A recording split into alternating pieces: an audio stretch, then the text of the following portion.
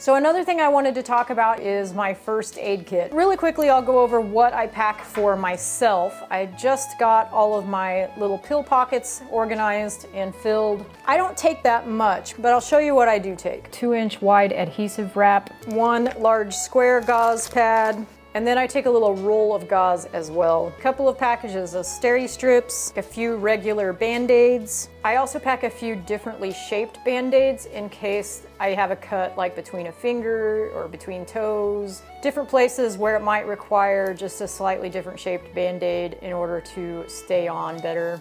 I take a couple of antiseptic wipes, a couple of antibiotic packets, Mucinex DM tablets, Pepto tabs, Allegra in case I get the sniffles and sneezes, Advil, dual action Advil Tylenol, 1 extra contact. I have these eye drops because when I do wear my contacts on a regular basis, my eyes tend to be drier. It is a 0.34 ounce bottle.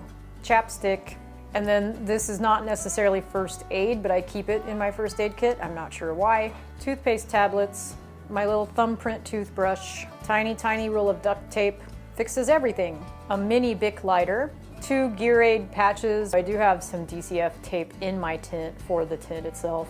And then I'll go over the dog stuff. This is the gear aid first aid.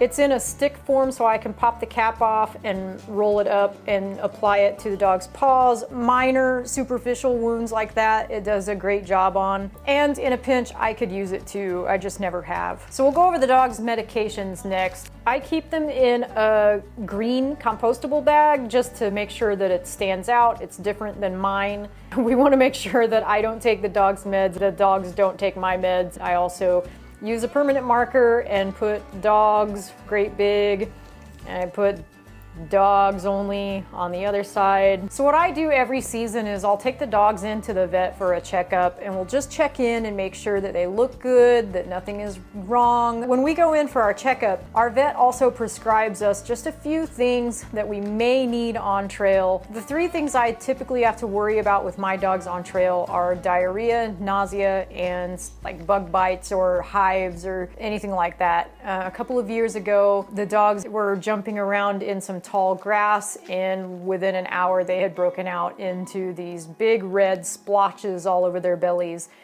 So Benadryl is our most used thing on trail for the dogs as far as first aid stuff goes. So I bring a ton of Benadryl for that reason. This is not medical advice at all, but generally speaking, my vet says that the dogs can take 1 milligram of Benadryl per pound of weight. These are 25 milligram tabs, so technically I think Jaffe could take 2.5.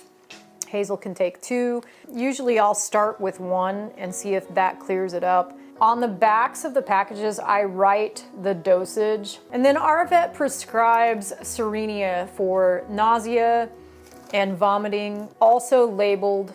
And then lastly, as far as prescriptions go for the dogs, I have 2 separate prescriptions for diarrhea. And the reason for that is that I don't usually filter the water for my dogs. They just drink directly from the source. Unless it's stagnant and looks disgusting, then I won't let them drink from it. I'll give them my water. But if it's flowing, usually they drink straight from it, and they've never had any issues. But there is a possibility that they could get Giardia from the water sources. So our vet gives us metronidazole for bacterial diarrhea in case they contract Giardia when we're on the trail and get a very bad case of the runs.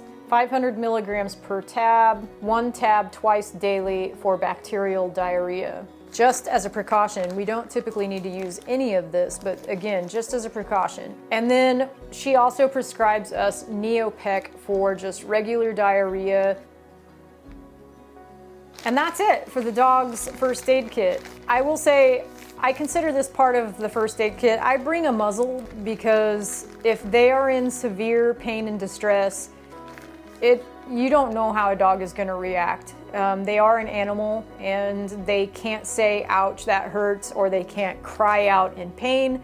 Instead, their instinct reaction is to bite. when they're in extreme pain and distress. My best advice to those who backpack with dogs is to know your dog, and if they're acting strange, acting funny at all, if they're limping, if they're holding their weight differently, anything that's out of the ordinary, then you definitely need to take note of that. Be sure that you know how to tell if a dog is dehydrated. There's a pretty quick and easy method of being able to pull the back of the neck up on a dog.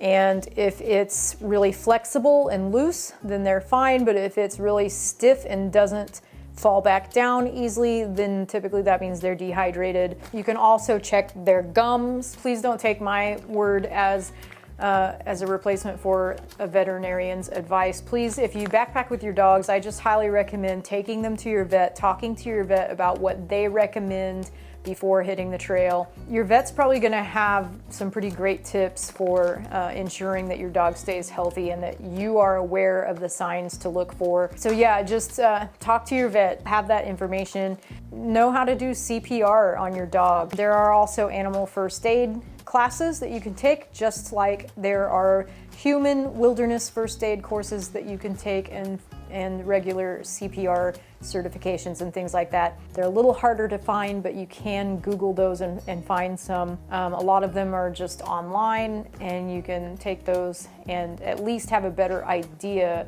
of what to do in those situations. So I think that's it for this video. I'm gonna try to make another video. I did get sent another piece of gear to review, and I'll try to do that next week before I leave, but I gotta tell you, I'm rushing to get everything done because I have an art festival the weekend before I leave.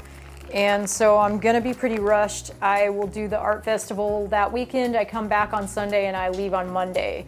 So it's a pretty quick turnaround between my last show and hitting the trail, hitting the road for the trail. So I'm trying to get everything planned and organized. I'm mostly set. We've already shipped our resupply boxes. Yeah, we're getting down to the wire, but hopefully all goes well. In case you didn't see my post, I did create an Instagram account. It's at Love Dogs on the Loose, same as the YouTube channel.